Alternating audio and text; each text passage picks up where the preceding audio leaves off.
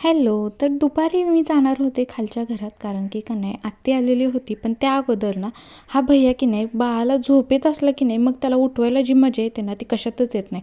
कृष्णा जागा असेल त्यावेळेस त्याला खेळू वाटत नाही, पण ज्यावेळेस झोपलेला असतो ना त्याला काय जोश होतो काय माहीत. दुपारच्या वेळेस ना असं वातावरण झालेलं होतं, धड ऊनही नाही, धड पाऊसही नाही आणि धड आभाळ पण आलेलं होतं.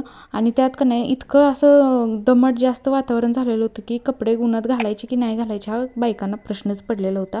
तर ही माझी धाकटी आत्या आहे बरं का, आणि ही इस्लामपूरमध्ये असते आणि ही आलेली होती बाळाला बघायला. आणि येताना ना कृष्णाला कपडे आणि दागिनं घेऊन आलेली होती.